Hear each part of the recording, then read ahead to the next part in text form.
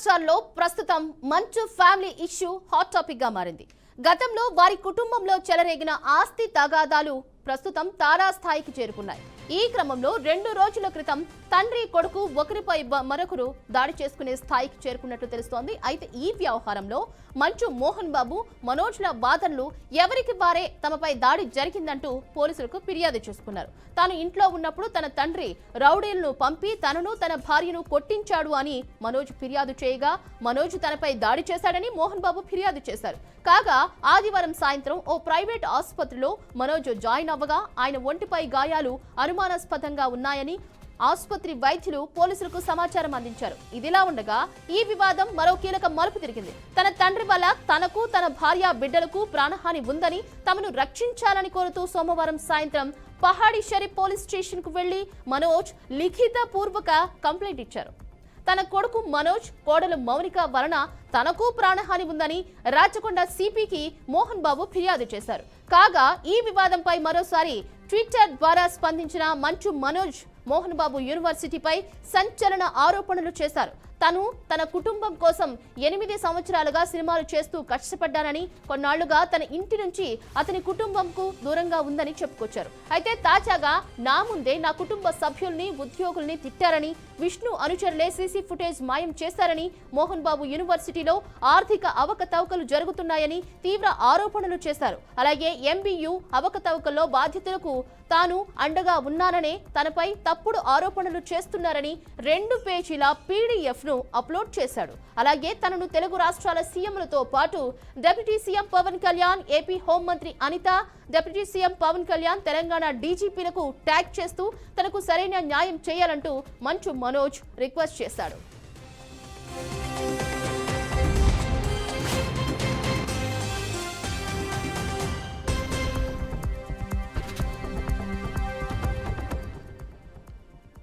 అయితే తనపై జరిగిన దాడికి సంబంధించి ఇప్పటికే పహాడీ షరీఫ్ పోలీస్ స్టేషన్ లో మంచు మనోజ్ కంప్లైంట్ చేయడం జరిగింది.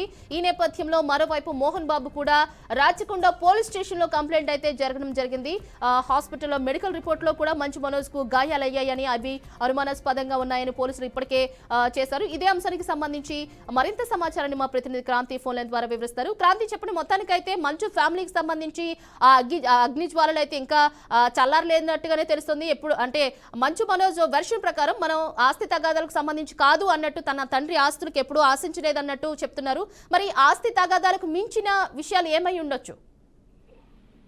రైట్ సిరిచందన, ప్రస్తుతం గత 3 రోజుల నుంచి చూసుకున్నా కూడా మంచు మోహన్ బాబు కావచ్చు, మంచు మనోజ్ ఇద్దరి మధ్య మనస్పర్ధలకు రావడంతో దాదాపుగా కొట్లాట దాకా పోయిన సంగతి తెలిసిందే. అయితే ఇదే అంశంలో నిన్న చూసుకున్నట్లయితే జల్పల్లిలోని మోహన్ బాబు ఇంటి వద్దకు కూడా భారీ ఎత్తున, ఎందుకంటే రాజకీయ నాయకులు కావచ్చు, సినిమా ఇండస్ట్రీ పెద్ద బడా తలకాయలు దీంట్లో తలదూర్చుకొని కూడా ఈ ఘటన రోడ్డు మీదకి రాకుండా, ఎందుకంటే ఇప్పటికే మీడియాలో కావచ్చు, సోషల్ మీడియాలో వైరల్ అవుతున్న సందర్భంగా కొంతమంది బడాబాబులు, ఎందుకంటే చిన్న శ్రీశైలం యాదవ్ లాంటి వాళ్ళు కావచ్చు, ఇతర పెద్ద బడాబాబులు వాళ్ళ మధ్య మాట్లాడడానికి జరిగింది. ఎందుకంటే ఇటు మోహన్ బాబు విషయంలో కావచ్చు, మంచు మనోజ్ విషయంలో కావచ్చు, ఇప్పటికే మంచు మనోజ్ కూడా చిన్న శ్రీశైలం యాదవ్ కు బాబాయ్ మీరు వచ్చి ఈ ప్రాబ్లం ని సాల్వ్ చేయాలంటూ కూడా రిక్వెస్ట్ చేసినట్టుగా కూడా తెలుస్తుంది. అయితే ఇదే అంశంలో నిన్న చూసుకున్నట్లయితే అది సోమవారం పూట చిన్న శ్రీశైలం యాదవ్ తన ఇంటికి వెళ్ళి కూడా మాట్లాడడం జరిగింది. ఇదే అంశంలో మంచు లక్ష్మి కూడా ముంబై నుంచి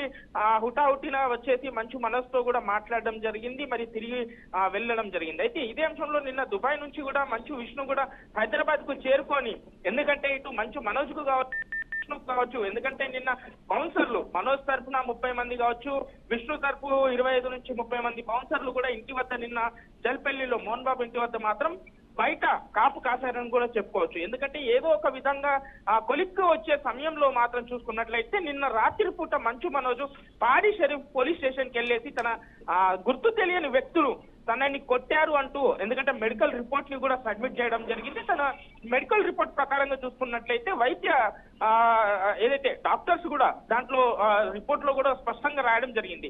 తనపై ఉన్న గాయాలు కూడా వ్యక్తం చేస్తూ మాత్రం దాంట్లో రాయడంతో వాళ్ళని గుర్తించి వీళ్ళని శిక్ష పడాలి అనేసి కూడా మంచు మనోజ్ సిఐని అయితే కోరడం జరిగింది పహాడీ షరీఫ్.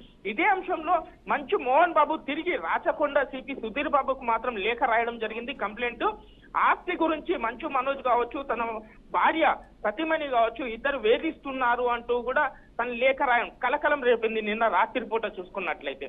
అయితే ఇదే అంశంలో రిప్లైగా కూడా మంచు మనోజ్ మరోసారి స్పందించారు. ట్వీట్ ఆధారంగా, నేను ఆస్తి విషయంలో ఎలాంటి గొడవలు చేయట్లేదు, గత కొంతకాలంగా మోహన్ బాబు మా కుటుంబానికి దూరంగా మా కాళ్ళ మీద మేము బ్రతుకుతున్నామని కూడా స్పష్టం చేయడం అయితే జరిగింది. అయితే ఏదైతే తిరుపతిలో ఉన్న యూనివర్సిటీ కావచ్చు, విద్యా సంస్థలపై లావాదేవీలపైన ఎత్తుపోతలు కావచ్చు, లేదంటే లావాదేవీలలో తేడా వస్తుందన్న సందర్భంగా కొంతమంది విద్యార్థులు కూడా అక్కడ నష్టపోతున్నారు. వాళ్లకు అండగా నిలిచినందుకే తండ్రి కావచ్చు, లేదంటే ఇతరులు తండ్రి దగ్గర పనిచేస్తున్న వాళ్ళు కావచ్చు, వీళ్ళు కుట్రపూర్వకంగా నా మీద ఈ వ్యక్తం చేస్తున్నారని కూడా తను స్పష్టంగా చేయడం జరిగింది. ఎట్టకేలకు మాత్రం ఈ రోజు కూడా, ఎందుకంటే ఈ సినిమా ఇండస్ట్రీలో ఇప్పటికే మంచు మోహన్ బాబు కావచ్చు, మంచు మనోజ్ కు పెద్ద ఎత్తున పేరుండడంతో, ఎందుకంటే ఇప్పటికైనా కొలిక్కి వస్తుందా అని కొంత వేచి చూడాలి అని కూడా చెప్పుకోవచ్చు. తిరిచందన. Okay, right, thank you so much Kranti.